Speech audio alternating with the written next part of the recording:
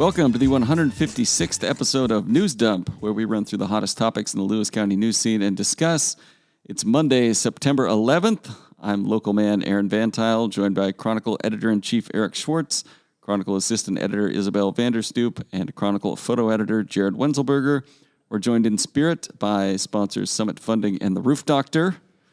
Do we have any preambles or... I'll just preface with I put a lot of stories in the notes because it's been 2 weeks since we recorded. So if there's anything that you get to and you're like, let's just skip it, just go for it. Does this bring the return of the pass? There was a time everybody got a pass button. Everybody gets a pass today. Pass something? Yeah, unless sure, the other person whatever. protested too much. If you choose to use it. Unless you don't want to. So if you choose to use it, you can pass on one item. We should start this off by it is 9/11 and an acknowledgement of that. Yeah. No jokes. I know I remember where I was that morning. I'm sure Schwartz, you do. We're going to expose the generation The gap other, here, the 'cause I other don't know two of that the you. other two will. I was 3 years old. Okay. And deeply involved in watching cable news at the time. You know what I think is interesting? I remember the Nisqually earthquake, which is the same year. It's one of my first memories because I was shopping with my mom at the outlet malls, and that's such a. I mean, that happened to me. You know what I mean? Like it was a thing that I physically remembered. But yeah, 9/11. I don't have any memories from that. But you remember when the Big Dog store started to shake? Yes, that's where I was. Interesting. Yes. Yeah, I always think there'll be a big generation gap there, just in that no one, like if you don't remember 9/11, you obviously don't remember the world before, which was a lot different than the world after, in almost like a second. You could just get on any plane pretty much. Yeah, you walk all the way to the gate. Yeah. Yeah, it's interesting. Obviously, our lives have been significantly shaped by it still. I mean, we learned about it and talked about it every year in school, but it's definitely a divide, the post and pre, that we'll never really understand. All right. Any preambles? We have one listed here. Anything else before we get to that? I assume the tire pile is a news item. Oh, I didn't actually We'll put get that. it at the end. There's a few got tire piles percolating, not just guys one. Get excited. Yeah. Oh. The one preamble we have listed has two parts. The first, the Chronicle stands by coverage after attorney for Joe Kent threatens legal action over 2022 article. A little late to the game, but the Chronicle is standing by its original reporting amid a threat of legal action from a 3rd Congressional District candidate's attorney over an article published last March. And then the other item is the Chronicle formally responds to Joe Kent. The lawyer says litigation would be, quote, wholly unnecessary and frivolous. Thoughts? We won't share too many thoughts and opinions. Just bring everyone up to speed if maybe you haven't read about it. I don't know.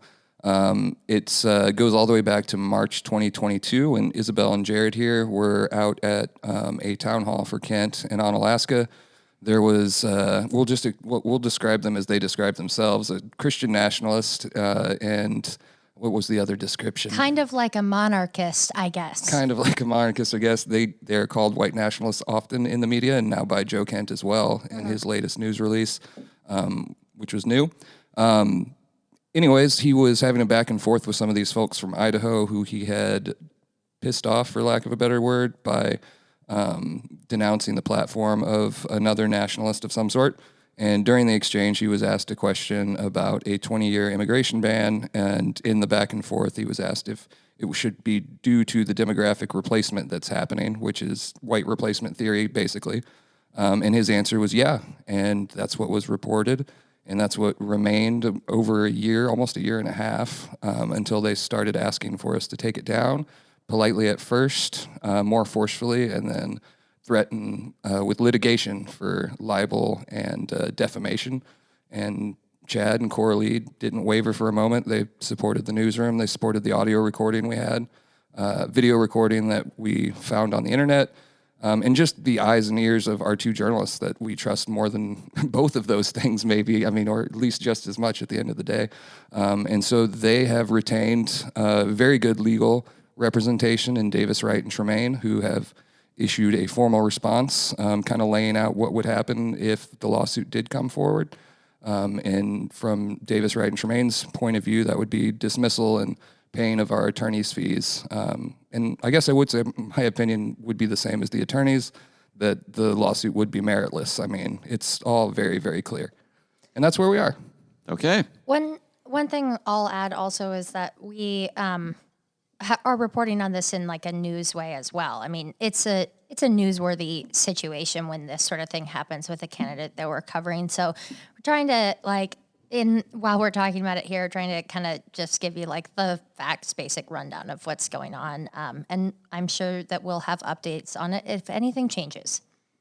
All right, let's get into news. First up, sweep of homeless camp continues in Centralia. There's several stories that go along with this. One follows a U.S. Army veteran who received Social Security, Martin Russell, 63 years old, who said he came to Blakesley Junction following an ex-girlfriend who moved in to help her daughter, a then occupant of the camp.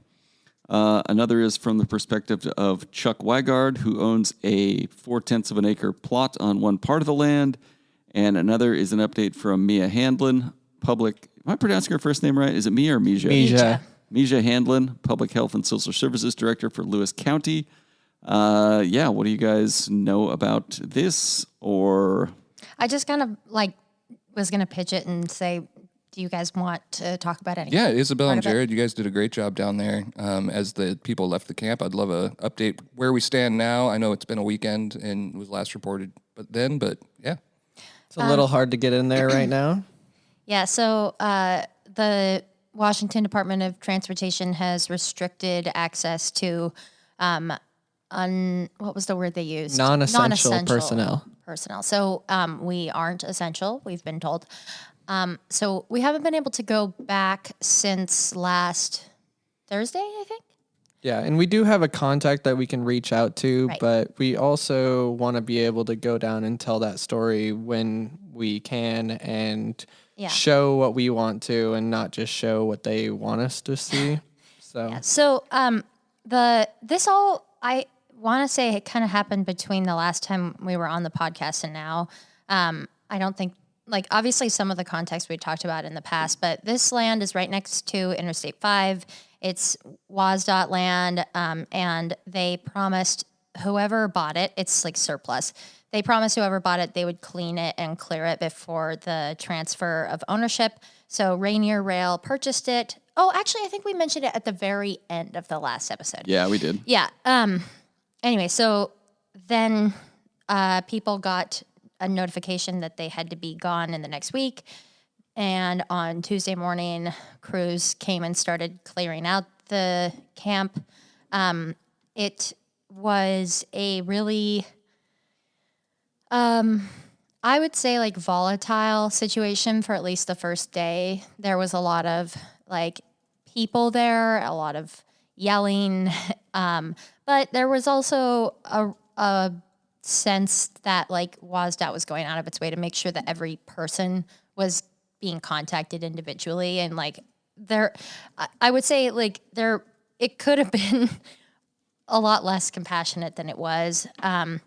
But yeah, we just kind of tried to tell this story from several different perspectives. Right now, to at least along the party line, there's no one living there anymore.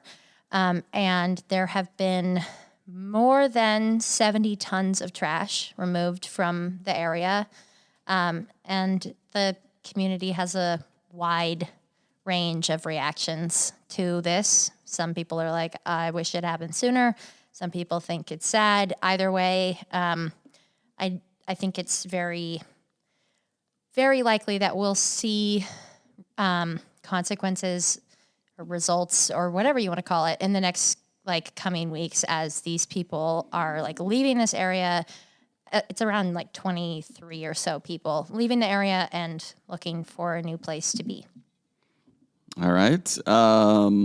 You guys were deemed non-essential. Were there any other non-essential public officials or anything over there hanging about? Yes, public officials and personnel from other service providers, as I understand, gather. I think WSDOT basically said the Salvation Army is running point, and then pretty much anyone else, I think they had to get special permission to be there.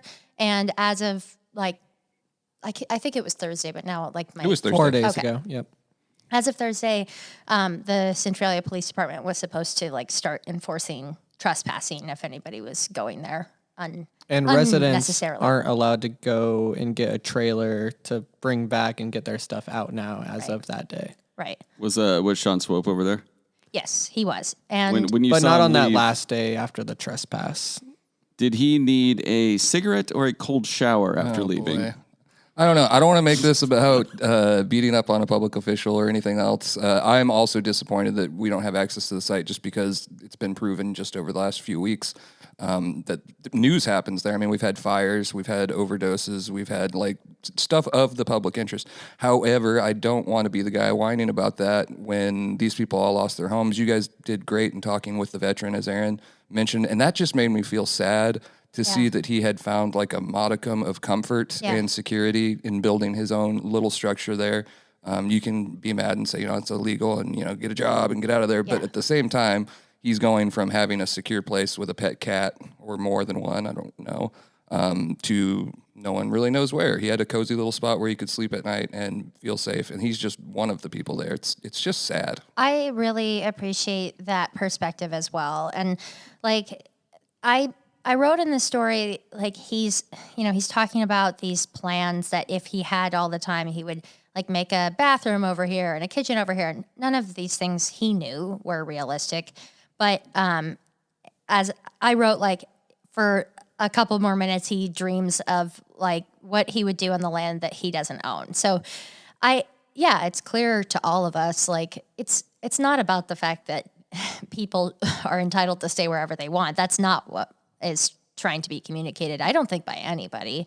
But I did want to tell his story specifically because I think it's really easy to feel for him because he sounds like a pretty normal guy who's been through some tough stuff. And I had the exact same feeling you did. Not like, oh, I wish she could stay there, but just sad. And I think that I think the crews on the site, the elected officials, the Salvation Army, I think everyone is keenly aware of that nobody wins from this sort of thing, and that there are a lot of really deep systemic issues that need to be tackled to fix this problem if it ever does get fixed. But it's also like, time was up. And this is what has to happen. I think that's probably the best way of putting it. Its time was up because everything I've said is outside the debate on whether or not, like you said, they should be allowed to stay there or not. They are trespassing, and there have been overdoses, there have been fires, and it does appear to be a safety issue at this point. So I understand that. I got some flack for the first story we wrote on this last week. I think I called them residents, and so I had an email that. Residents, more like trespassers. So occupants is what I went with online. I saw you change that, and I thought that was good. I mean, that's definitely a more accurate thing. I was the one who was writing residents, but I wrote it too. I tried to. From there on out, I was just referring to them as like people who live at the encampment or people who live at the camp because they are living there, and so I think that word at least displays that, but doesn't like imply any sort of ownership. Great job reporting on it, both of you guys. Thank you. It was really tough, I'll say that. All right, next item. Oh, boy. You're just salivating over there. Drool's dripping out of... Roger Morningstar removed from Lewis County Veterans Advisory Board. God, if you could just combine like my three favorite topics. Advisory boards and Morningstar and the commissioners. Here we go. Isabel put the notes together today, a little bit behind the scenes work. I just want to note you said those three things, and veterans was not one of them, one of your favorite things. Favorite things to discuss on this. Isabel put the notes together, and I was debating whether or not to jump in and throw this in. And I was like, you know what? I'll just play it by ear. If it's on there, great. If it's not, that's fine too. I'm glad it's here. The only thing worse than beating a dead horse is betting on one. 2 months after Roger Morningstar resigned in lieu of being fired from his former position as Morton Police Chief, and 3 weeks after the Criminal Justice Training Commission's investigation turned up evidence that he sexually harassed fellow employees and citizens, lied on his job application, misused public funds, and mishandled at least one attempted burglary investigation, the county commissioners removed him from their Veterans Advisory Board. And when reached for comment, their note was that he didn't show up to enough meetings. That was the worst part. Poor attendance. You can sexually harass anybody you want, but if you don't show up for these goddamn meetings, you're off the advisory board. You know, they teach you that in school. Attendance is the most important part. Exactly. It's half the battle. Also, they removed Carol Brock over the senior center debacle within a month of her policy being published, and before they removed Morningstar. From a different board, but still, from a different your board. point remains. Look, it's tough to take someone complaining both online and in public meetings about sexual deviance at the proposed YMCA camp and library when they completely choke on a chance to say anything about a legitimate accused sex offender sitting on one of their advisory boards. I feel like I brought this up in our last episode, too. I can't say for sure that this is the cause why he was finally removed, but I do know it happened the day after the last podcast we did, and I'm not giving the podcast any credit. I never would. We're terrible. But Bill Saran... This is a news dump. There's a trophy up here. Bill Saran out in Packwood, one of our treasured readers, critics, columnists, whatever you want to call him, he connected those dots between Brock and Sin, and he's still sitting there, and you kind of have to wonder that. And then I think you called, Isabel, later that afternoon, and they were like, oh, yeah, he's off as of today. So... Oh, I think Mitchell called, but yeah. Yeah. Or somebody It doesn't maybe matter. sent it to It was me. the next day, though. Yeah. So It's... not a good look, in my opinion, but my opinion doesn't matter. Yeah, and likewise, like, I wish that I noticed that before the comment. And sometimes, like, I feel guilty when our reporting is, like, outsourced by Facebook comments. But that sort of thing is really helpful to point out. So It's community newspaper. Yeah. Like, you got to be hearing back. yeah, but no, that's all. And Kyle Wheeler also wrote a letter on the topic Yeah. that was in the same edition, Which I think pointing we out were the same going to thing. mention So in Tales sure we'll from get the to Takes it. page. Yeah, it's sad that they will use their pulpit in county meetings to complain about all sorts of things that don't impact anybody, and then like a legitimate chance to just stand up and be like, yeah, we don't like this guy. Like, you know what? The things he did, pretty bad, it sounds like. And they just don't say anything. It's like they're just terrified of anybody who has ever held a badge or any kind of law enforcement post. my assumption when I learned he was still on was that they forgot he was still on there. I'm sure I don't that's know if part that's of it. true or not. But still, like, take the bait. Somebody asks, hey, like, Morningstar, getting him out of there? They should be like, yeah, terrible. Yeah, Bad stuff. I think that a lot when public officials are asked for comment. That it runs through my head many different like I think an honest, hey, we haven't updated that board in a while, and I guess it didn't get a whole lot of thought, would have carried more for me personally as a constituent. But yeah, that might not be the last time you get to talk about Raji Morningstar. As I repeated last time, the AG's office is, as far as we know, still looking at it. Well, it's going to take a long time to look at from the allegations. I do just feel that, like, we're in this age of, and we have been for several years, but this age of, like, revelation about how people, the public opinion about police officers. And then also when you're an elected official who gets the opportunity to, like, take a stance on something, and furthermore, just, like, reinstate faith in public officials. You know what I mean? Like, in these situations, it's nice to have that transparency. I think it's like, I have seen a lot of that stuff from the Centralia Police Department and the Thurston County Sheriff's Office recently. Like, they are proactive about talking about stuff that happens in the department, and you feel better about them because of that. And it's one of those, like, contradicting things about, like, media and working with them is, like, you will actually come out way better if you just get ahead of it and talk about it before they find out. Speaking of, you just mentioned the Centralia Police Department. Centralia Police Chief Stacey Denham announced his bid for Lewis County Commissioner. He will run in 2024 against Lindsay Pollock. And given that Denham, a 30-year Chehalis resident who will run as a Republican, has held a law enforcement badge, would you advise him to maybe keep one of those Kevlar vests they have at the police station to wear underneath his pants to protect them from the kissing that is surely to come from the other two commissioners? Oh my gosh. Think about it. That was a long road. Yeah, that Good one, though. Was it? I was surprised. Go ahead. I kind of thought he would run for sheriff, like over commissioner. But Yeah, I mean, Tracy Murphy's a Centralia Police Detective Sergeant. I think that's his title. And he ran last time, so it would be the second Centralia Police Officer. And I was surprised. I mean, I had heard a rumor, but that was surprising to me. I thought it would just remain in rumor territory. And then sure enough, we got a news release. The news release was sent just before midnight. So knowing Denham, I feel like he found out that people had talked about it, and he was like, "All right, I'll just say it." Just gonna have to get it out there. You know what I mean? Yeah, he's pretty responsive. You didn't post a 3-page letter to Facebook? No, it was a very short news release. And again, this is next year's election, so that race is going to be a hot one. We're going to have to maybe have the candidates on here like we had Snaza and Murphy. I think that might be I would fun. be fine with that. I would welcome that. Yeah. Maybe one per episode. Sure. Again, we figure it out. There's already 3, though. There could be more by then. Who Yeah. knows? I think those were our most listened to episodes. I think so, probably. too. They were up there. They were also the most, like, I got a ton of, like, what a great interview and love this. And then I also got probably like an equal amount of, you get the 2 candidates and you're asking them joke questions. Like, That's our whole it thing. was a mix of the 2, I thought. Have you listened to this podcast? I think that was the split. I think it was the people who hadn't listened and the people had. But I enjoyed that, though, and I think you learned a lot about them. And I think Denham would come back. We've had him on before, and he was a good guest. We gave him a hard time about a few things, and he was game. Gave us a hard time as well, Yeah, with he did. ease. Yeah. Yeah. He did. Big targets. You could say he bullied me. I think he did. I remember listening to that. It was good. Denham running for commissioner. Neat. Next item. Mad about bats. Vadville-esque skits at Mount Rainier National Park to showcase, you guessed it, bats.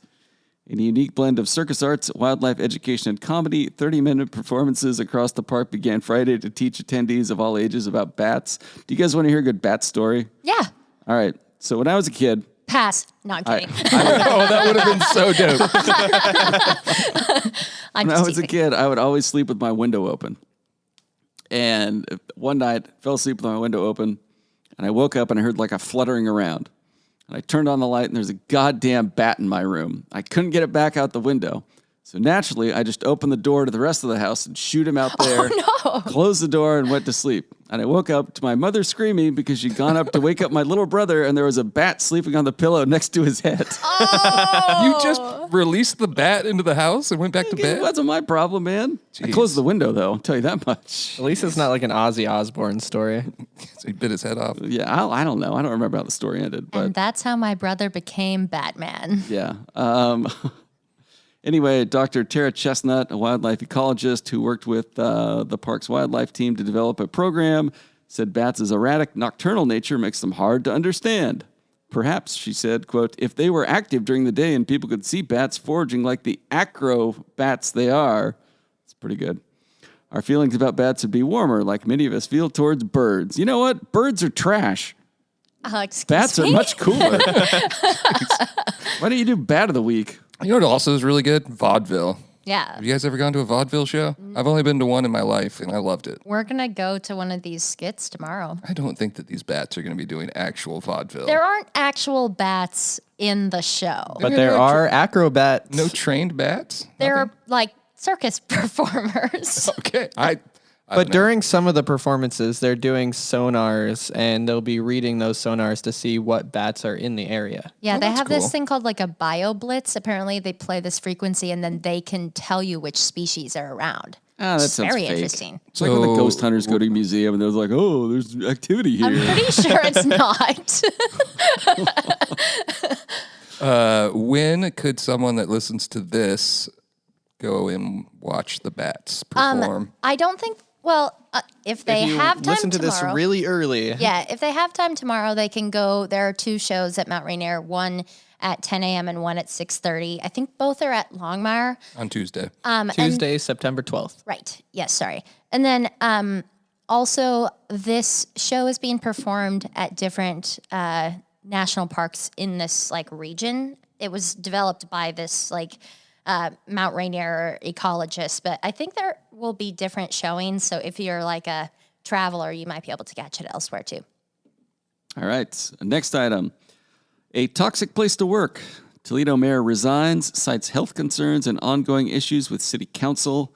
This is Mayor Steve Dobosh. He resigned last Tuesday, citing ongoing disagreements with council members and recent health problems. He said, Quote, members of this council have made the city of Toledo a toxic place to work.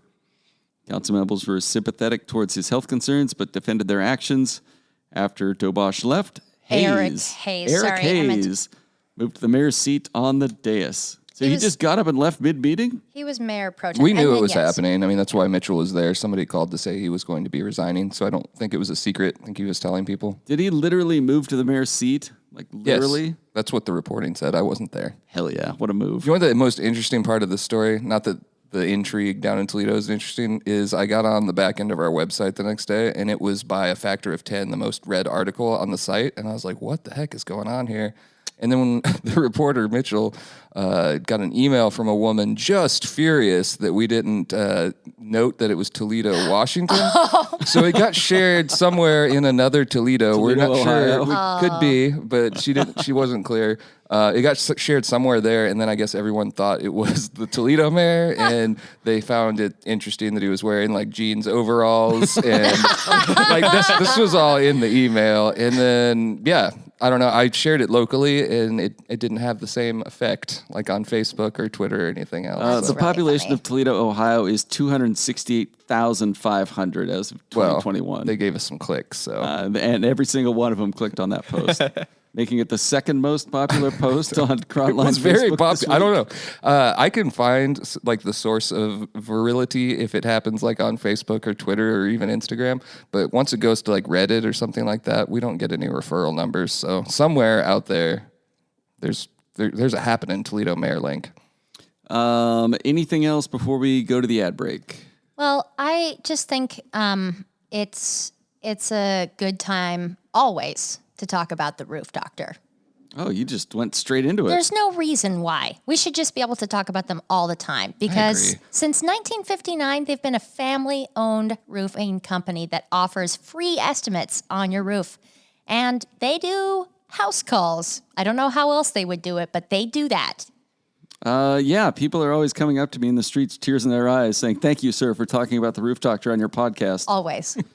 The Roof Doctor, you can give them a call at 360-506-6432 or locally, you're more of a landline person, 360-736-0246.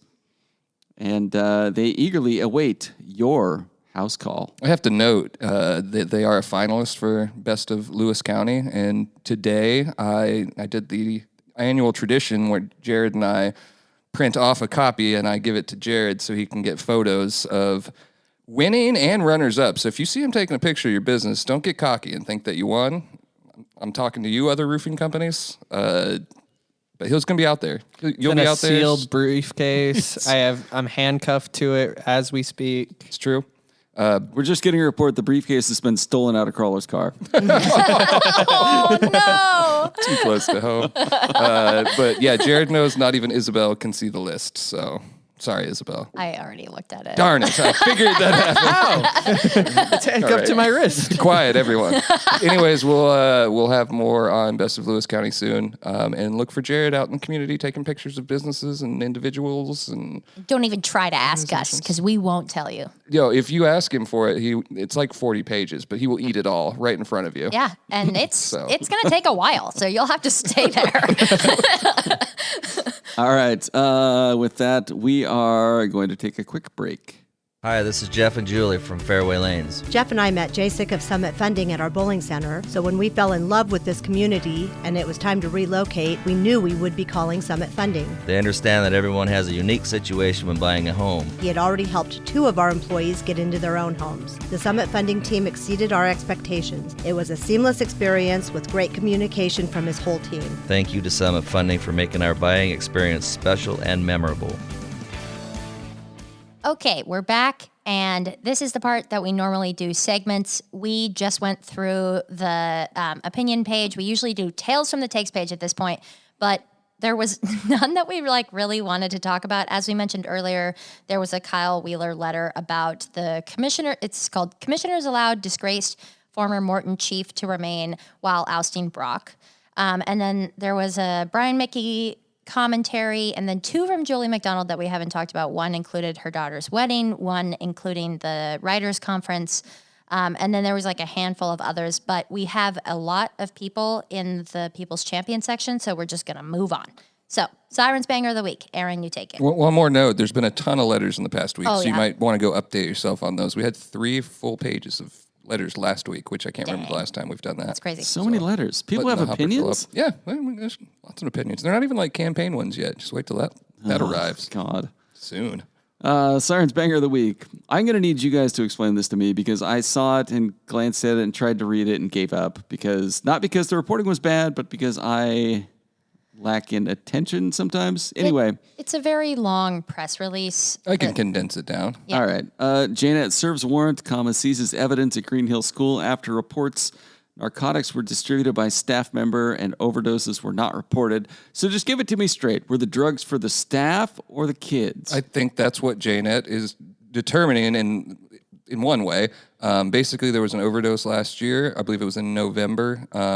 There ended up being 4 people charged in that, and thousands, I think, if not thousands, then 1,000 fentanyl pills were found. Some of them were being smuggled in Skittles bags. Yeah.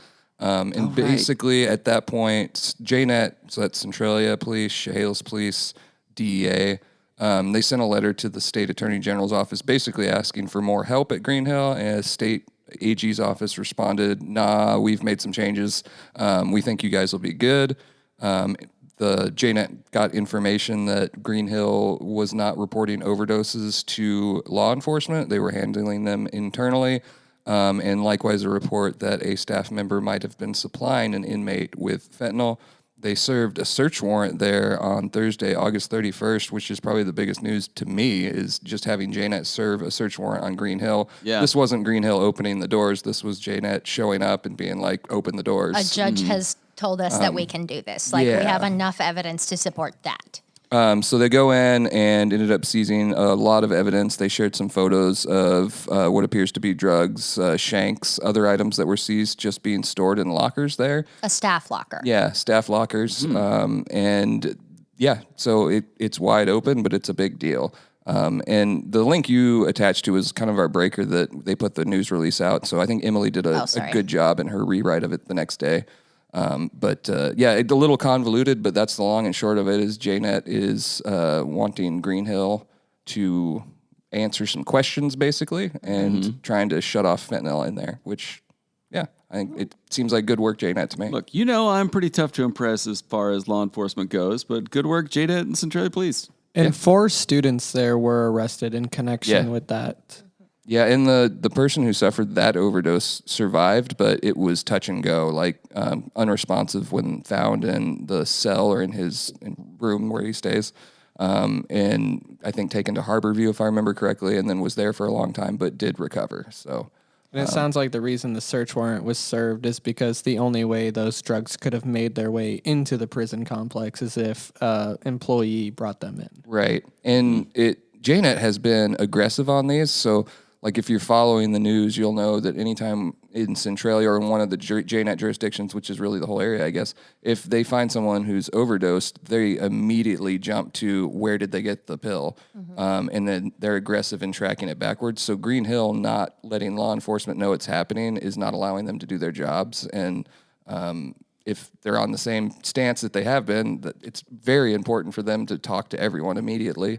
And I think that Green Hill, I mean, they need to provide some answers on why they decided that it was no longer their job to tell the police when someone overdoses. That's wild to me. Yeah. I think when you have some staff member bringing in fentanyl in a Skittles bag, and like imagine the kind of cavalier nature of going to that to be your thing, your like medium for carrying drugs. Once you've gotten to that point, I don't think the answer is like, well, now that we got him, we can just move on. Like typically that would warrant a much deeper investigation.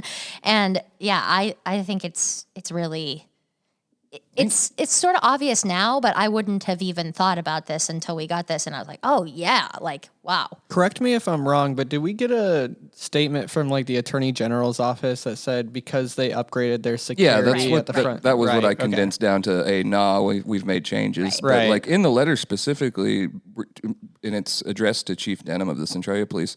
But the letter sent was signed by both mayors and police chiefs.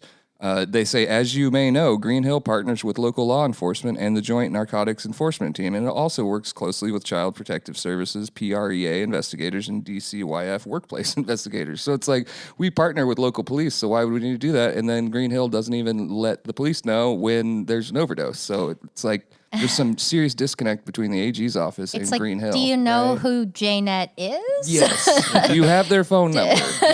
Did you know who it was when you sent that letter? It doesn't seem like it. I don't know. All right, we also have a post. Male subject was, quote, throwing rocks at the train and, quote, messing with the crossing arms at an intersection. Looks like in Chehalis, maybe Centralia, National and West, just after 10 p.m. on September 4th. They were trespassed from BNSF property for 2 years. What is being punishment. trespassed from the train tracks for 2 years It means mean? if you come back, it'll be a crime. What if he's on one side of the tracks and he lives on the other one? Sorry. 2 years, buddy. hope your rent's paid. His mother's on the other side of the track. He just learns how to like pole vault. Yeah. Anyway, yeah, don't throw rocks at the trains or anything else for that matter. Yeah, Not that you apparently. guys would know about that. I don't know what you're talking about. People's Champion of the Week, we have a ton of them. First up, Crawler, give me a name on this pronunciation. I believe it's Shahiro Bringman. Chihiro Bringman sang the national anthem at a Tacoma Mariners game on September 4th, and it was very nice. Edit. She nailed it. It wasn't very Yeah, nice. she She was- did really, really good. When she started singing, I was like, her?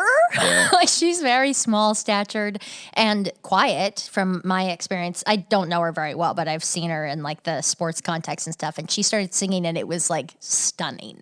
Do you guys get The crowd like erupted. secondhand nerves when Oh, you're yeah. like at games, like local games? And Yeah. yeah, I get that too. So that's how I was. And then we had live video going and another video from you. And I was like, okay, she's got this. It's fine. By the end, I was like, it's fine. Yeah. She had like such a huge smile on her face at the end too, because everyone was like genuinely clapping and screaming. It was a really sweet Was she moment. our swimmer of the year or was that a sister? Her sister is Suki. I know believe both they of were them both are- athletes of the Gotcha. year for their swimming, Interesting. and I think they're involved in a couple other sports at Centralia. I should, but I don't know which one was which in the winning of that. Well, great job. The other nominees, here's the next one. Jelly Roll, who was in Napavine, and Isabel's notes say, who is this guy? Can someone explain? Jelly Roll is a country musician. He's kind of like a little bit alternative country. He looks like if Post Malone were to eat anything and Yeah. like be healthier. Yeah, he looks like like a thicker Post Malone, you could say. Yeah. He has 7.5 million monthly listeners on Spotify. Wow. Yeah, he's extremely popular. I've listened to his stuff. You know, it's not my cup of tea, but he seems cool. Is he like he seems like he would have sort of like a modern, like just by looking at him. He's like a genre jumper. So Okay. he started in the early 2000s as a like country rapper, which is like a Oh. thing. Yeah. And then over the years, he transitioned into like a little bit of rock. He had a Okay. number one rock hit at one point. And then I would say just in the past 3 years, he went just head first into country. Cool. So he like performed at the Grand Ole Opry. No way, that's awesome. Okay. His Son of a Sinner would be a good song if you've never listened to him and you want to. That check it out. won 3 CMT Music Awards this year. So like Just reading straight off of Male, Wikipedia at this I point. wrote it. Male of the Year, Male Breakthrough Video of the Year, and Digital First Performance of the Year. But I think everyone likes him because he always has these public, like it ends up on TikTok and Reels. He has these public interactions with fans, and he's just a lovable guy Oh. who gives everybody his time. I want to say he got Luke Combs started or something. Not sure. Like a big time like pop country guy now. Like I think he like helped him out early on or something like that. Yeah, he sounds really cool. I don't know why I've never heard of this person. Has a Sounds new great. album out this year. Cool. Whitsid Chapel. Yeah. Yeah. Does anybody else want to Google Jelly Roll real quick? I also think I that didn't. people. I wanted a person to People speak to also me. enjoy him because a lot of his songs are about like redemption, like coming back, and he was a criminal as a kid, or was Like put any in jail. good outlaw country is. Yeah, he's got like a good backstory. Is he your first or second favorite country musician right now? Probably I my know who your right first now. is. Well, Richmond, north of Richmond, is yeah. still playing Oh, boy. daily. Are you serious? I love that song. Get out of buddy. here. I will not be judged. I enjoy it. It's fun. Do you read anything ever? I read the lyrics of the song, and I did get confused at one point, but he brought it back. Yeah, I but guess. if we're doing a hero of the week for this, my choice is Sadie Burdick. She is daughter of Chronicle staffer Sarah Burdick, and she is the one who spotted Jelly Roll. And we published the photo in a very simple sentence, and it's reached like 3 million people just on Facebook so far. So Yeah. people like the guy. But kind of outrageous. Sadie delivered the content. Oh, yeah, so. for sure. Okay, but we have several other heroes I'm to sorry. get through Okay, before we'll you get to got the me rest excited of these. about Jelly Roll. I know what my favorite is going to be, but we'll get to that in a minute. Next one, overdose awareness event in Centralia offers hope to those struggling with addiction. This story by Mitchell Rowland focuses on the testimonial of Caitlin Rogers. Gathered Church hosted the event. Caitlin was an undergrad. She got sober 5 years ago after needing to be revived with Narcan 7 times in a single year. In June, she graduated from CC with a bachelor's degree in behavioral health. She now works with the Lewis County Drug Court program, and event organizers hoped her story would inspire other people to see they are worthy and capable of getting sober.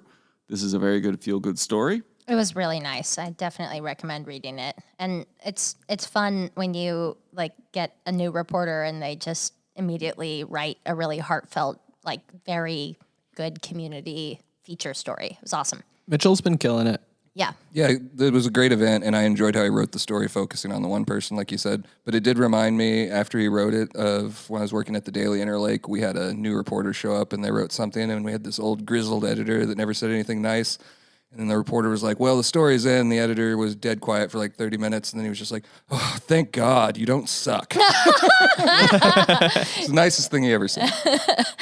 That's how you felt with I this. know. I was just like, it was one of his first stories. And I was like, oh, Yeah. he's really good. Yeah. Like, you can look at references and read past stuff, but you don't know until a reporter shows up and writes something where you're just like, okay, we got a good one. Yeah. And Mitchell's been great. He's been really good. I totally get that. Next one, Longmire Springs, a new brewery that's opened its doors in Packwood. Founded by husband and wife Peter Charbonnier and Amy Bessunder.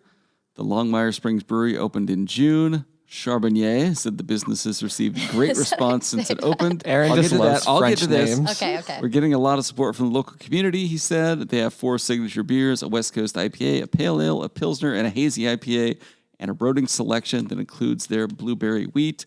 I pronounce it like that because on Sports Dump, we have had a running joke about Morton White Pass student athletes with last names that sound vaguely French or European. Okay. See, this is like a callback for the double listener. Yeah, Josh will hear this and be like, aha. Got it. Okay. Got to listen to that first sports dump of the season. Yeah, you got to get I that haven't sports listened stuff to number in there. 2 yet. Anyway, yeah, I'm all for a new brewery in Packwood. It's really good. We went. Loved it. Cool. And finally, Adna Grad will head to the World Championship after state win in duck calling. This is Logan Boone, 2016 Adna Grad. He won a statewide novice duck calling championship in early August, punching his ticket to a worldwide competition in Arkansas in late November. Callers are judged on technique, not by like the number of ducks they called. He says That would be if way you more were dope. Isn't that crazy? I like thought the- that would be so much more fun. the Pied Piper of ducks. If you were to look up the world competition duck calling routine, you probably wouldn't want to sit down and listen to the rest of it, he said. I mostly put him on there. First of all, this is cool. It's just like a low stakes, like he's in this competition and he's trying to call ducks and that rules. But also, the picture of him is him with a T-shirt that says "Smokin' 'em," but "Smokin' 'em" is done in the Marlboro. Yeah. Like the Marlboro. I was like, that It's a T-shirt. great shirt. That shirt's cool as hell. I loved this conversation because he was very keenly aware of the fact that like no one else will go watch this sort of thing that's not like of the public interest. But his dad, I think, or Yeah, I think his dad sent us the tip about it, and it was like, oh, okay, I'll do the story. Yeah. But he was super nice, and it was funny. I asked him what year he graduated from ADNA, and he said 2016. I was like, oh, I'm a 2016 WF West grad. And he was like, oh, you must know my wife, Abby Guerrero. And I was like, yeah, we were in class together. And that's just a funny thing about, and that's Tyson's older sister. Related, yeah. Yeah, that's just a funny thing about working at the Chronicle. Yeah. It's a hashtag Chronicle story. Like, you might not get this written in other coverage areas, but it's getting written here. I just wonder, do the Arkansas Ducks have an accent that's going to make this more difficult? Again, it's not on number of ducks Also, like, it's Lame joke. it's hilarious to hear, like, you get a ticket to the Worldwide Championships. Cool. Where am I going? Arkansas. I really, like, I love this sort of thing, especially like as a bird watcher, because when he was talking about this, he was like, oh yeah, I started as a hunter in 2014, but now I just really like seeing all the ducks that come. And I asked him like what his favorite duck was. I didn't put that in the story because I don't think anyone else would care, but I did. What if you went bird watching with him and he was like, oh, there's a cool one. And then you look over and he's like, I mean, aiming. I can handle the fact that happens. I'm okay. Facebook comments of the week. I didn't go through we didn't choose them. one. She's a champion. It's Logan Boone, man. Oh, no, it's He's got a Sadie. Six Sadie Cigarette Burdick. shirt. Sadie Burdick wins. Sadie and Jelly Roll. Oh, DJ Page Views is trying to overrule the rest I mean, of it us. differentiates her in this case from the rest of the field. Mm-hmm. And It's an I think awesome it field. leads into our Facebook comments of the week. It kind of does. All right, fine. On the photo of Jelly Roll, this commenter, who is Casey Sleesher, who is one of the funniest people I have ever met, kind of went to school with him. He writes, under most circumstances, you wouldn't want your daughters hanging out with a guy with tattoos on his face at 2 a.m. Especially point. at a gas station. Very fair. Yeah. I like truck stop. when Sarah was Yeah. letting us know, it was like she immediately added some context to be like, she just had to use the bathroom, okay? She wasn't doing anything wrong. And I believe Sadie and her friend said this experience changed their life. Yeah, that's Oh, what really? her friend said. Yeah, I mean, So it sweet. was really cool. If you're a big fan and he's really Yeah. nice to you and he's just there, that would be surreal. I have to pose this question to all of you though. If you have two choices, running into Jeff Goldblum in the afternoon at Starbucks in Chehalis or Jelly Roll at 2 a.m. in Napavine, what's your choice? Well, I would only recognize one of them, so... The other one, you'd hide your wallet. Okay, I also would not recognize Jelly Roll, and I used to work at Starbucks, and I try like to only go inside when I have time because I'm gonna talk to the people who are there. So I wouldn't be found in either situation, I think. But if you were, I'm still with Goldblum. I I love think so, Jelly too. Roll, but Goldblum is, been around. Given that I just learned who Jelly Roll is, I'm going with Goldblum too. And I would tell him that I liked his voice acting in Prince of Egypt. Wow, it's what he's What a- most what a known whore. for. Well, I in just both watched scenarios. Jurassic Park Dominion for the first time last night. Wow. Just as bad as everyone said it was. I did not have a good time. What'd you say, Jared? Well, life finds a way. There we go. We mentioned the trophy briefly, but we should say that we were sent this glorious trophy that says We've already missed People's Champions of the Week. 2023 Podcast Awards, Aaron VanTuyl, News Dump. And then underneath all of that, pull out the finger. We don't know who sent this. It was sent in the mail to us. Yeah. Yeah. We appreciate it, though. A huge trophy. No, it's like the size of And my I can hand. only assume this came from, I don't want to call it a rant because that seems like I'm devaluing How it. dare you. Your epic, I don't know. It is a rant. Yeah, your epic rant about an epic the rant. commissioners. I mean, I'm not criticizing it, but I think that's what brought you this trophy. It was the most recent power rankings, wasn't it? I mean, no, it was, Power Rankings Technically- is dead. Bring back Technically- power rankings. It's not coming back. it should. I have 2 jobs. We have this. I mean, this Oh, is... he has a real job. The thing is, you guys, we are like, Aaron, bring back power rankings. And then Aaron says any opinion on the podcast, and we all go, well, Pipe down. You're not one of us. Your jokes have no place here. No, but Schwartz sent me a picture of this trophy, which arrived in the mail at the Chronicle office. And I was like, oh, haha. It's very nice of Chad to include this with his monthly order at Alderson's Award West Printwares. yeah. And I found out it wasn't from them, and I was flattered. This podcast is finally an award-winning podcast. You should all be grateful. Only you. You're welcome. By the 2023 Podcast Awards, which is definitely a real thing. You know what? It was number 1 me and number 2 Joe Rogan. So there you go. Now's your chance to talk about the tire pile. Oh, no, just I'll do it in my roundup. There's a full collection of new news from the Tuesday edition that's uploaded to chronline.com right now. Really good stuff. You wrote a really nice story about Ralph Carr in Westminster Presbyterian Church. Were they reinstating him basically as their pastor emeritus?